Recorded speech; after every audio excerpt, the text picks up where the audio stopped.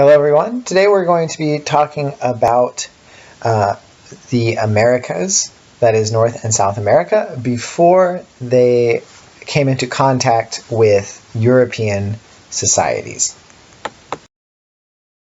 Here are the goals for the video. I would suggest to you guys that you write these questions down, and as you watch my video, try and produce the answers to these questions. These are the main ideas that I want you to get out of the video and the things that will most likely pop up on your test. So if you can understand the answers to all of these questions at the end of this video, then you are on the right track. Okay, so let's get started by talking about how human beings actually ended up in America in the first place. So what happened is hunter-gatherers actually crossed over into North America from Russia around 14,000 years ago. That is 12,000 BC. And you might ask, well, how is this possible? Because there's water between Alaska and Russia. And you're right. There is water between Russia and Alaska now, but in 12,000 BC, there was not, because we were going through an ice age. And when ice ages occur, water in the ocean gets sucked up onto land in the form of glaciers, which lowers the sea level and allows land bridges to form. And so what this means is that humans over in Eurasia were able to migrate into Alaska just simply by walking. And some people think that humans were actually walking these long distances because they were hunting animals that were migrating back and forth. So that's how humans actually enter into North America. But in a very reasonable manner, they spread south quickly because it's probably really, really cold in Alaska in the middle of an ice age.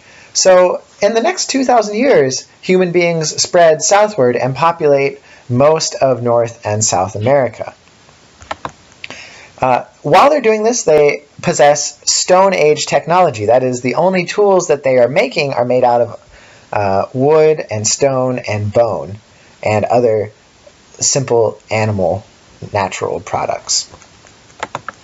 And even though they populate the entire two continents, their population density remains relatively low, and there are only about 10 million humans in both continents combined. Just to put that in perspective, there are almost 10 million people living just in New York City today. So even though they take up a lot of space, there are not really very many of them there. So the next key step in American civilization, just like in Eurasia, is the development of agriculture.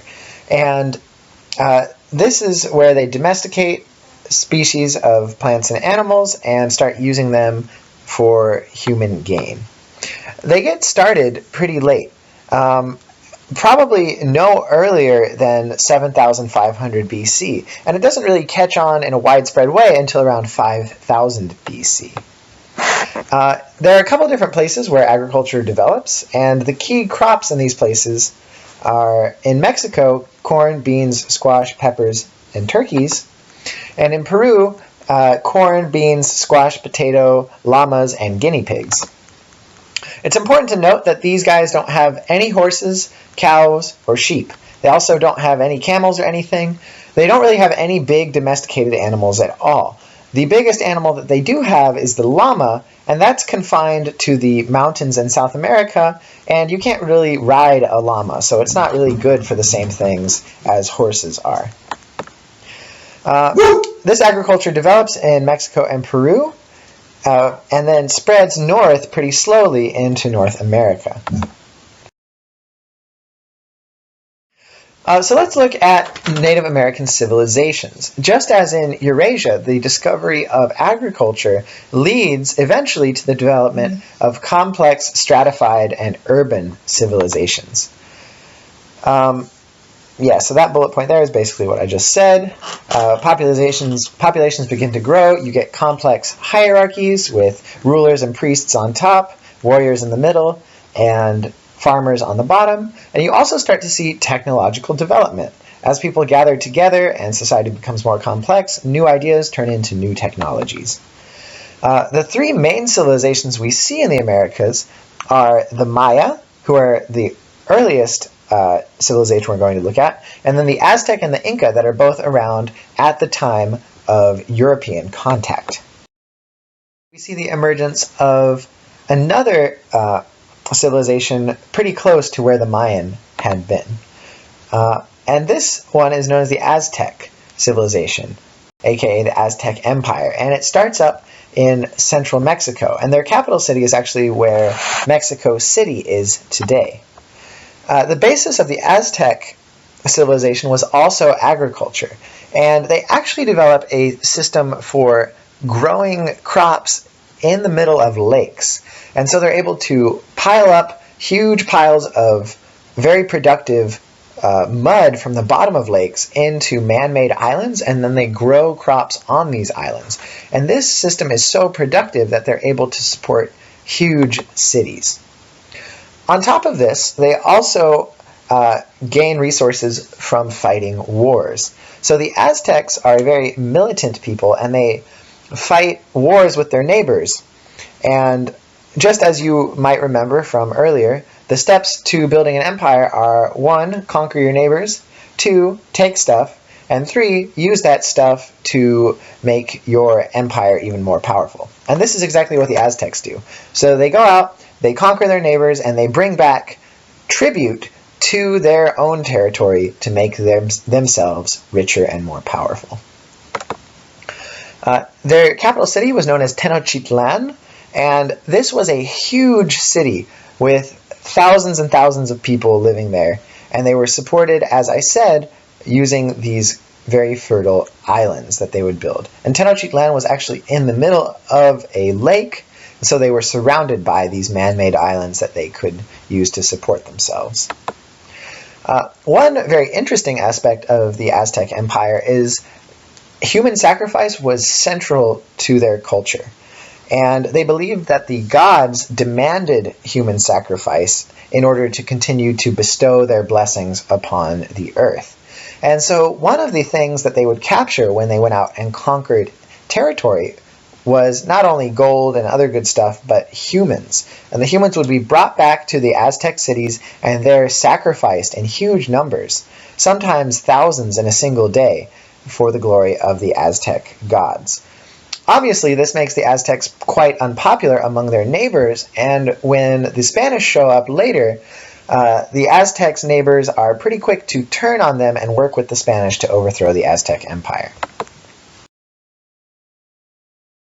The last major civilization we're going to be looking at is the Incan Empire, and this is established in western South America, mostly along the spine of the Andes Mountains, which runs along that coast. And this empire is mostly set up in the mountains, and like the Aztecs, they conquer neighboring tribes. And so just like the Aztecs, this makes the Inca quite unpopular with the other groups in the area. The king of the Incan Empire was viewed as a god. He was actually seen as a sun god and worshipped as such. So he had absolute authority over people in his territory. The Incan Empire was pretty advanced in a couple of ways. They were very good builders. They actually would reshape whole mountainsides using terraces so they could have flat places to farm and to build. And they also built incredible roads that connected this long empire all the way from the north to the south, thousands of miles. And if you go to South America today, you can actually still walk along some of the roads they've built, similar to the roads built by the Roman Empire earlier in world history. They were also one of the most advanced civilizations in the Americas for their use of metals. Basically, the Inca were the only civilization to make widespread use of bronze tools. Everybody else had learned how to melt down and work with gold and silver, but they were still taking their first baby steps towards using bronze.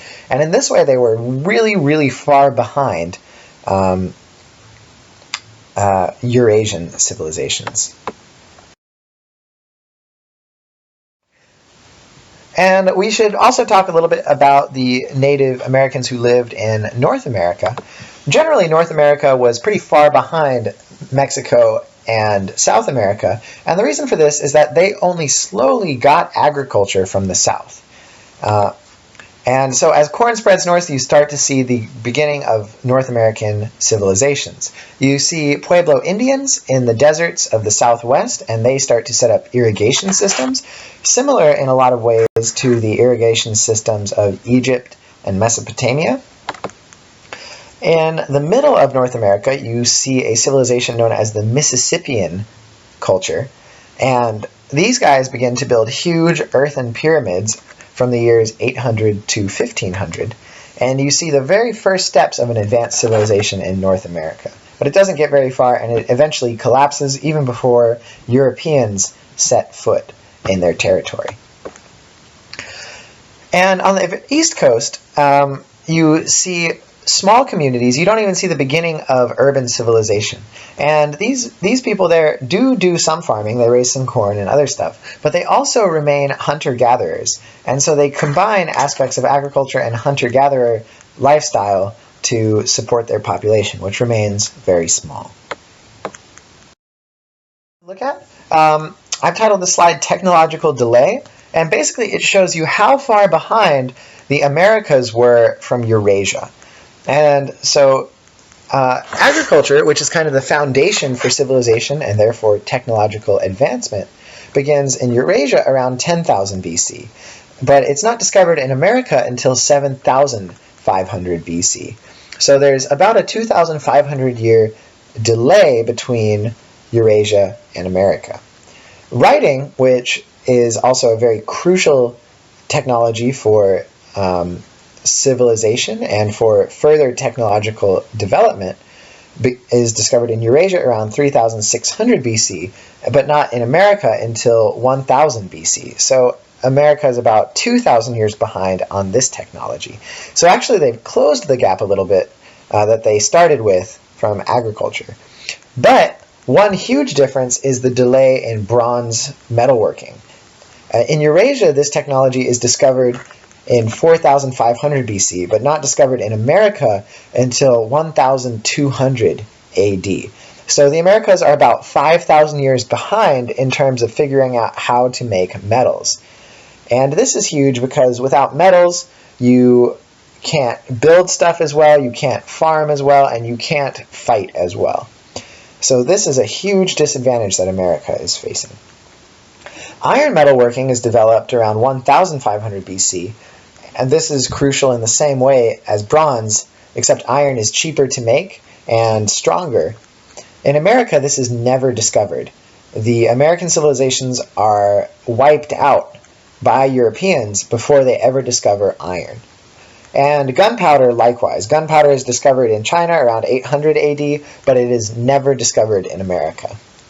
And so when European conquerors come over with all of their fancy technology, including steel swords and gunpowder,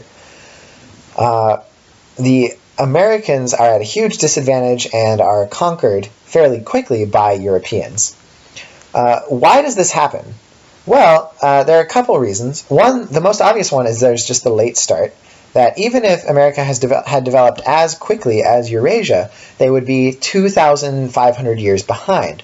So to put that in perspective, if we had never made contact, Europe would still be doing its thing and probably have gone to space and stuff like that, whereas America would probably be around the developmental level of the Greek city-states, or perhaps the Roman Empire 2,000 years ago. But there are some other things that also held the Americas back. These main things are geographical disadvantages. One is that the civilizations in America were highly isolated from one another. There are huge mountain ranges and jungles that prevented the different civilizations in America from talking to one another and trading with one another. And trade is one of the main ways that ideas are transferred between civilizations. And because there wasn't this trade, the different good ideas from the Mayan and the Aztec and the Incan civilizations never got exchanged. Also, there were no big domestic animals in the Americas. There were no horses, cows, or camels. And this made it harder to do agriculture because you couldn't use horses to pull plows. And it also made it harder to trade because if you don't have horses and cows and camels to pull carts and to ride on, that means you have to have human beings carrying stuff on their backs. And that is extremely inefficient, and so this limited trade and also limited the exchange of resources and ideas, which held back the development of the American civilizations. So that helps to explain why Spain was able to take over huge chunks of America relatively easily. Thanks for hanging with me. Here are your questions. See you tomorrow.